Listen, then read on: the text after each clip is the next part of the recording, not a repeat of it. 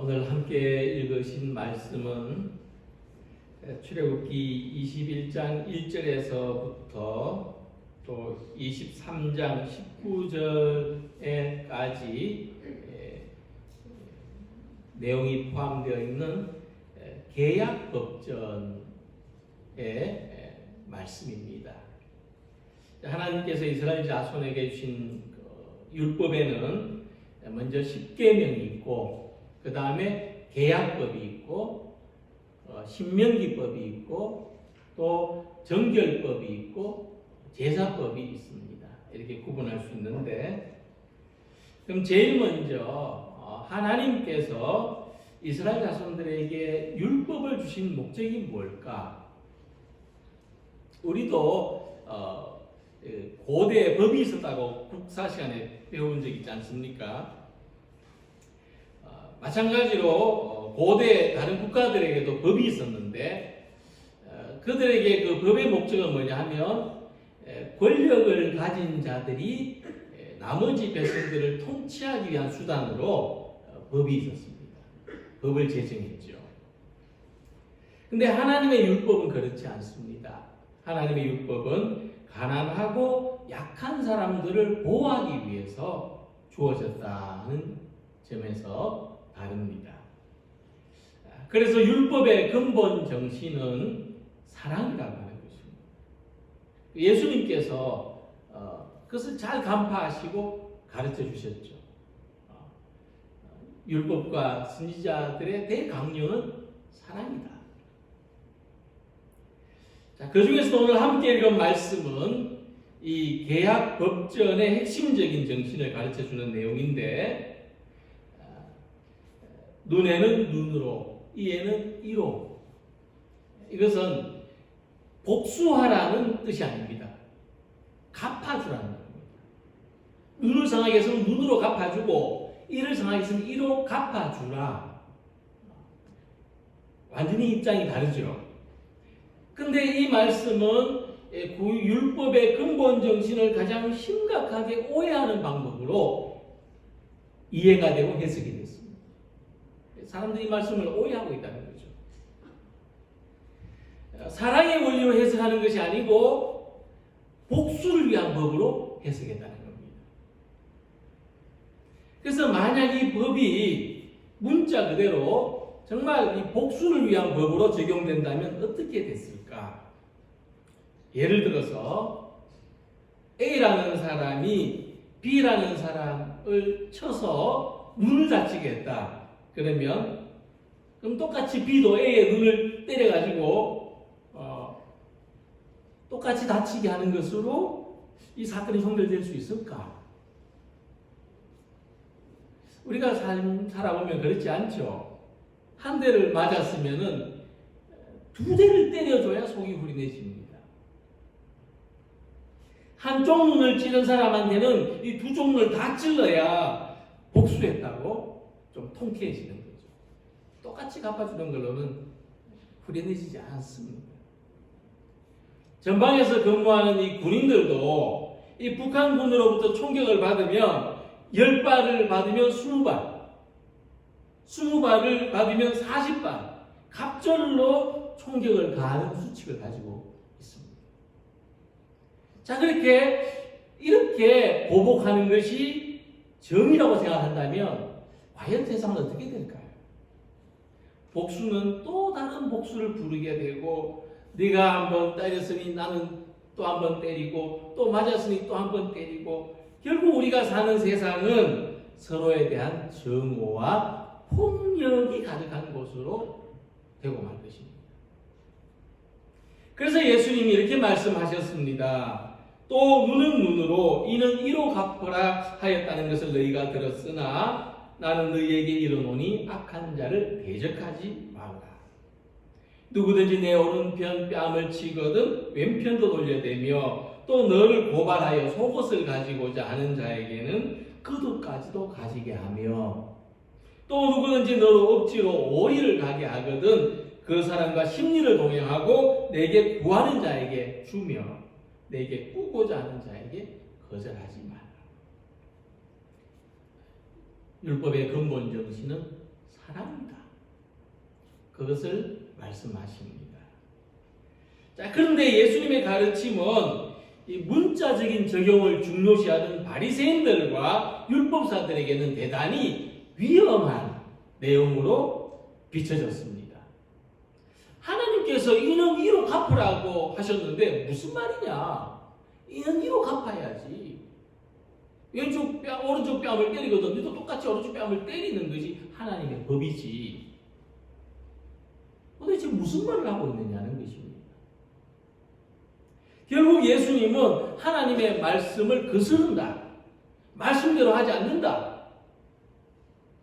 예수님은 사회 질서를 위협한다. 이런 죄목으로 십자가를 지게 되신 것입니다. 지금도 여전히 혐오와 차별이 가득한 세상에서 사랑을 외치는 것은 위험한 일이고 불편한 것으로 간주됩니다.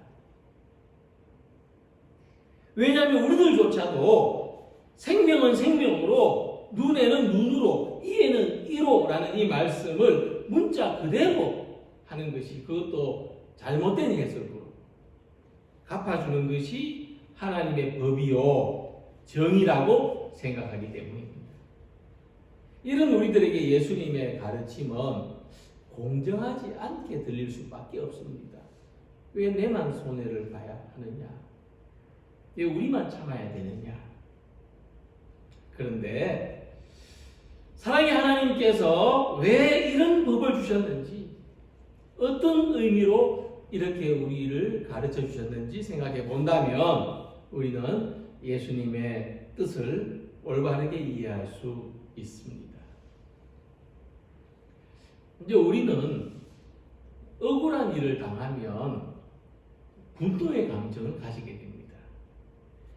문제는 우리가 억울하다고 느끼는 것이 실제적인 피해를 입었을 때만 나타나는 것이 아니고, 눈에 거슬리는 행동을 본다든지, 또 내가 옳다고 생각하는 것이 침해를 당할 때도 억울한 마음이 든다는 겁니다.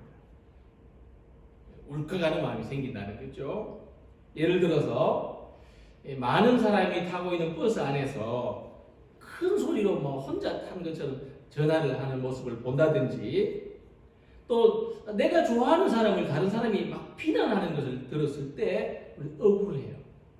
그리고 분노의 감정을 가지게 됩니다. 자, 그럴 때 우리 어떻게 반응합니까? 조용히 하라고 큰 소리를 친다든지, 막 내가 좋아하는 사람을 왜 나쁘게 말하냐고 막 멱살잡이라도 하면은 좀 속이 시원해질 것 같은데, 이런 생각을 실제로 행동에 옮기는 사람 많지 않습니다. 대부분 참죠.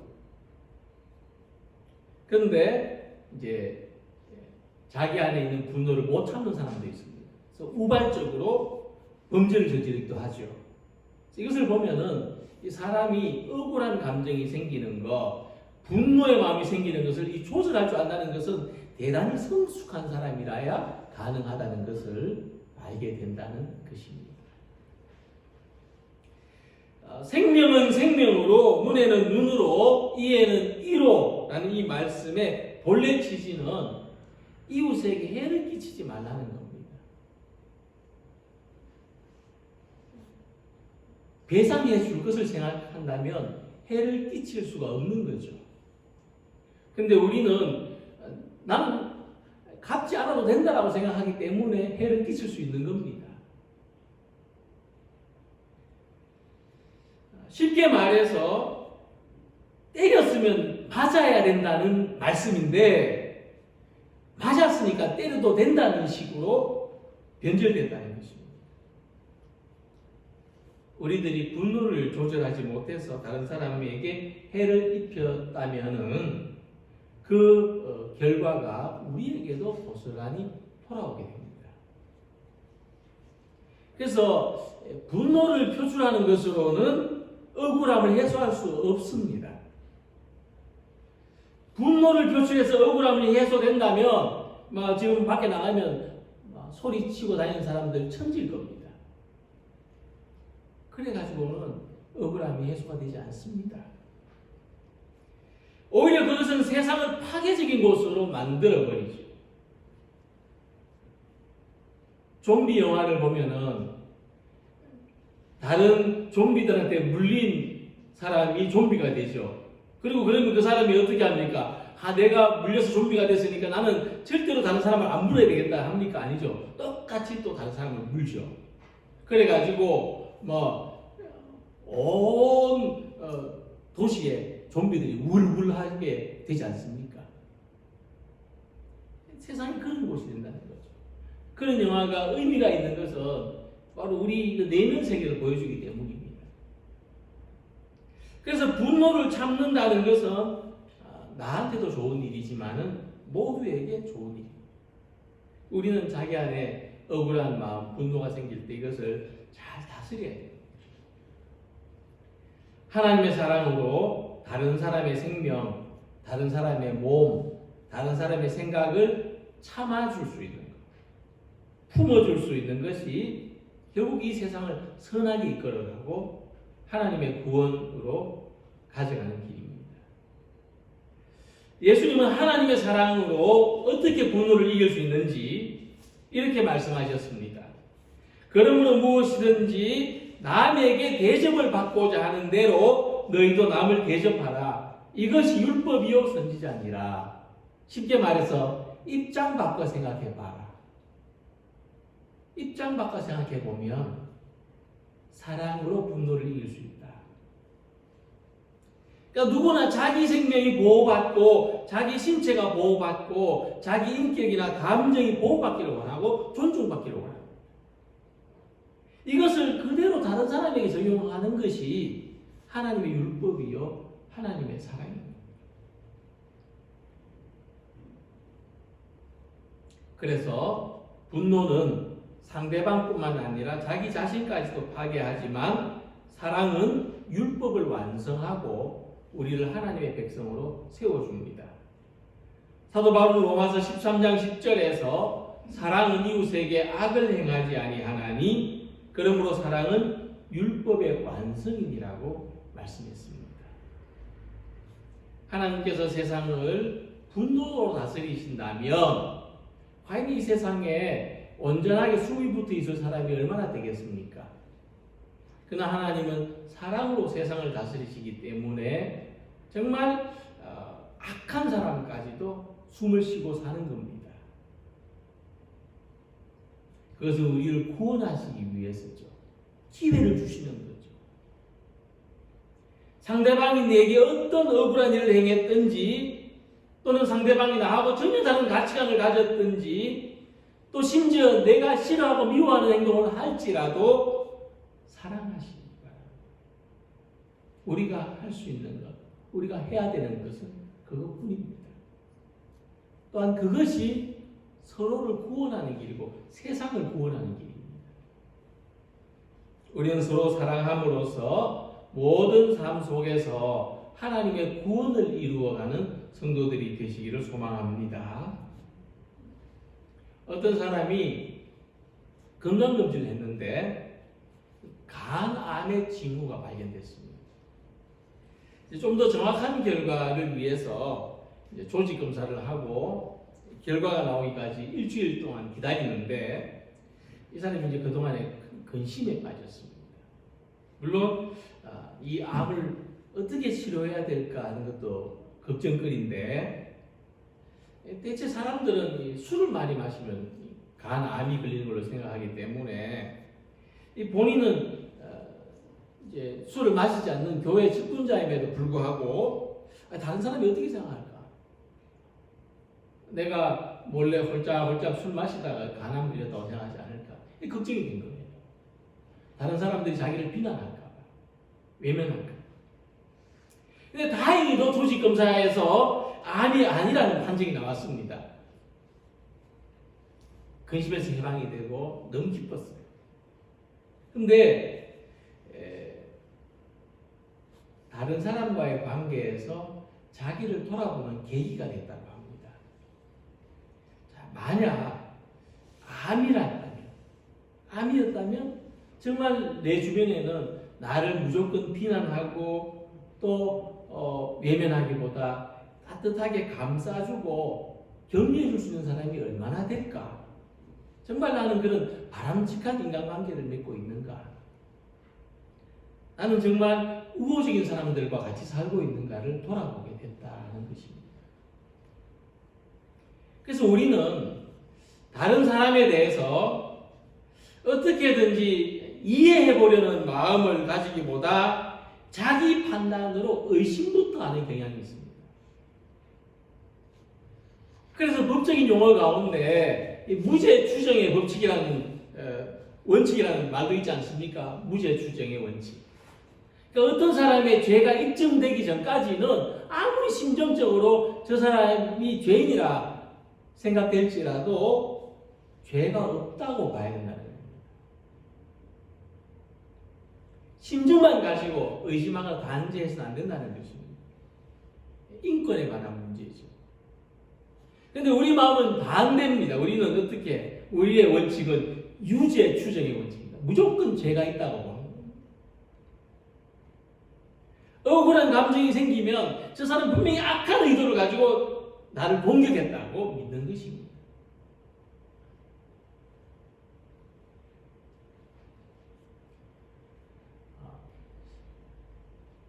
우리 길을 가다가 어디 부딪혔다고 생각해 볼 때, 뭐 그럴 수도 있는 일이죠.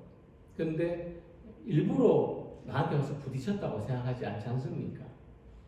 그렇게 생각하지는 않죠. 근데 우리는 꼭 사람에 대해서만 우리가 어떤 일을 부딪힘을 만나면 일부러 나한테 와서 부딪혔다고 이런 마음을 가진다는 겁니다. 이게 우리 속에 이미 판단하는 그런 작용이 있다는 거죠. 그래서 심지어 상대방이 나를 공격했다고 짐작하는 어떤 분명한 증거가 있다 할지라도 판단을 중지하고 그런 데는 이유가 있겠지. 이유가 있겠지. 이렇게 생각하는 것이 유익합니다. 그래야 우리한테 억울한 마음이 풀리고 분노가 사라집니다. 그래야 우리는 평화가 있습니다. 그래야 우리는 용서할 수 있고 사랑할 수 있습니다. 그렇지 않으면 하나님께서 용서하고 사랑하라고 하신 말씀을 실천하는 것은 불가능합니다. 그래서 다투려고 하는 마음은 우리 속에 평화가 사라지게 만듭니다. 내가 한번 싸워야지. 벼르는 마음은 그 사람 자신이 벌써 지옥입니다. 받은 대로 갚아주고 싶은 마음이 있는 한 우리 안엔 진정한 평화가 없습니다. 그래서 야고보서 4장 1절에 말씀하기를 너희 중에 싸움이 어디서 다툼이 어디로부터 나느냐? 너희 지체 중에서 싸우는 정욕으로부터 나는 것이 아니냐고 말씀했습니다. 이 세상적인 지혜는 다툼을 일으키고 복수가 복수를 낳지만 하나님이 주시는 지혜는 평화를 이루어낸다는 것입니다. 미움을 만들어내지 않고 화해하는 길을 찾아내게 하시는 것이 하나님이 주시는 지혜입니다. 우리들이 다른 사람의 존재를 소중히 여기면 결코 다툼이 일어날 수 없습니다. 그런데 내가 가진 입장, 내가 가진 생각, 내가 가진 의견, 나의 판단을 절대시하고 다른 사람을 무시하기 때문에 다툼이 생겨나는 것입니다. 그리고 우리는 복수하고 싶은 마음에서 자유로워져야 됩니다. 사도 바울 로마서 12장 19절에서 말씀하시기를 내 사랑하는 자들아 너희가 친히 원수를 갚지 말고 하나님의 진노하심에 맡기라. 기록되었으되 원수 갚는 것이 내게 있으니 내가 갚으리라고 주께서 말씀하시니라. 하나님이 원하시는 일은 복수하는 것이 아니고 원수와도 평화를 이루는 것입니다. 우리 성경에 읽어보면 하나님이 갚으신다 또는 하나님이 복수하신다는 표현이 여러 군데 나오는데 이것은 하나님께서 나를 대신해서 나의 원통함, 나의 원한을 풀어주신다는 그런 뜻도 있지만은 또 근본적인 뜻은 원수 갚으려는 마음, 복수하려는 마음을 내려놓으라는 뜻입니다. 하나님께 맡기라는 뜻입니다. 하나님은 우리들이 서로 다투는 삶을 사는 것이 아니라 평화를 만들어내는 삶을 원하시는 것입니다. 그래서 우리 안에 하나님이 주시는 평화가 늘 우리 안에 가득 차 있어서 억울한 마음, 복수하고 싶은 마음, 다투고 싶은 마음이 사라지고 많은 사람들, 모든 사람들과 더불어 평화를 이루는 우리 성도님들이 되시기를 바랍니다. 제가 초등학교 다닐 때 친구하고 말다툼을 하다가 주로 사소한 거죠.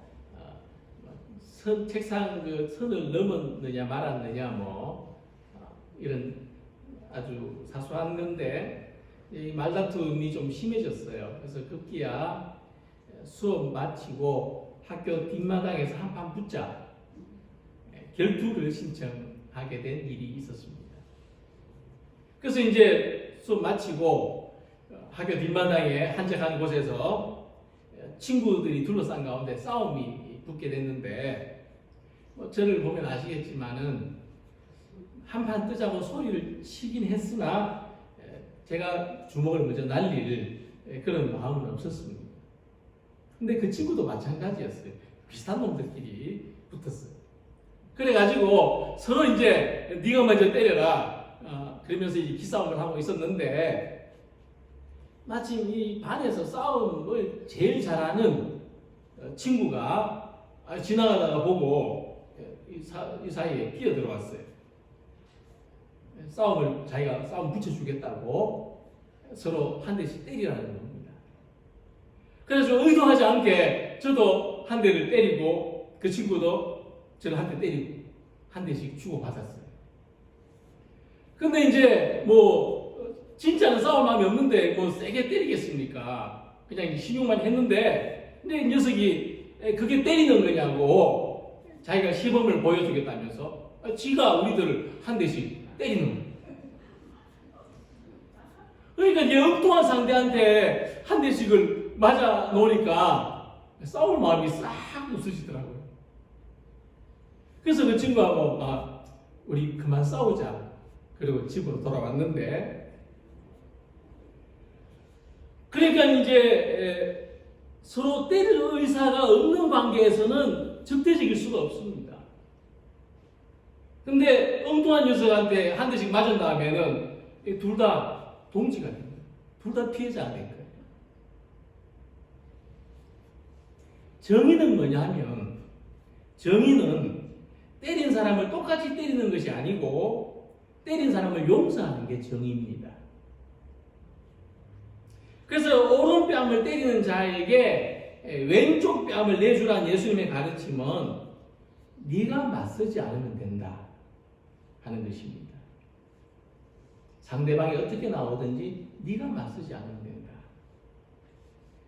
이게 복수라고 하는 것은 적대적인 관계에서만 정당화될 수 있어요. 상대방을 원수로 규정해야만 복수가 가능해져요. 그런데 상대가 비록 악한 자라고 할지라도 맞서서 대적하지 않으면 적대관계 자체가 성립되지 않습니다. 이 적대관계를 근원적으로 무력화시킬 수 있다는 겁니다. 우리가 잘 아는 비폭력 운동이라는 게 다 이런 겁니다. 이거는 거의 진리입니다.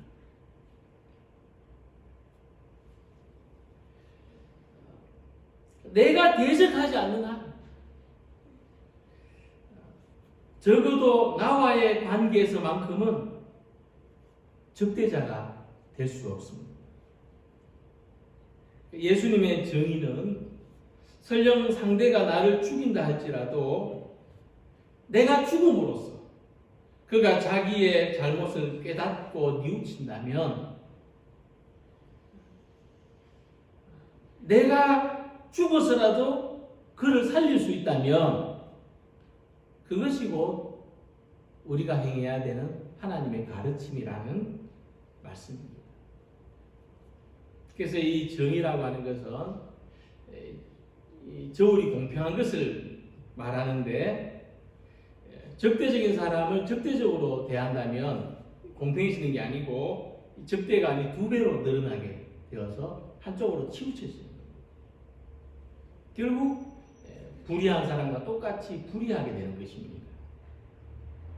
자, 그렇다면 우리에게 남는 문제죠. 실존적인 문제인데 과연 그런다고 뭐가 달라질까? 내가 이렇게 대해주었다고 해서 상대가 무슨 변화가 될까? 사실 보장은 없습니다. 그건 우리의 몫이 아니죠. 우리가 결정할 수 있는, 조절할 수 있는 게 아닙니다. 그렇지만은 정의를 추구하며 살아가면은 나의 성품이 격상되고 나의 사람됨이 성숙하는 것입니다. 그리고 결국 이런 사람들이 많아진 세상에서는 우리가 집단 면역이라는 말을 하듯이 집단적으로 성숙해지는 것입니다. 예수님께서 왼뺨을 친 사람에게 오른뺨을 내미신 것은 예수님의 십자가입니다. 오른뺨을 맞고도 다른 쪽 뺨을 내밀 정도라면은 그것이 정의로운 일이고 모든 것을 아름답게 만드는 것입니다. 너희가 너희를 사랑하는 자를 사랑하면 무슨 상이 있으리요? 세리도 이같이 아니하느냐? 또 너희가 너희 형제에게만 무난하면 남보다 더하는 것이 무엇이냐? 이방인들도 이같이 아니하느냐? 말씀하셨습니다. 나를 사랑해주는 사람만을 사랑하는 것, 나에게 인사하는 사람에게만 인사하는 것, 참 공정한 일이죠. 근데 우리 신앙인의 삶은 단순히 받았으니까 주는 이런 원리가 지배하는 것이 아닙니다. 이것은 세상적인 정의죠. 하나님의 정의는 무엇입니까? 예수님의 말씀대로 보면은 사랑하지 않는 사람도 사랑하는 겁니다. 저 사람이 나를 사랑하지 않는 것을 알아요. 그런데도 사랑하는 것이 하나님의 정의입니다. 하나님의 정의는 나한테 인사하지 않는 사람에게도 인사하는 겁니다. 이럴 때에 이 세상, 이럴 때 우리 공동체가 달라지죠. 새로워집니다.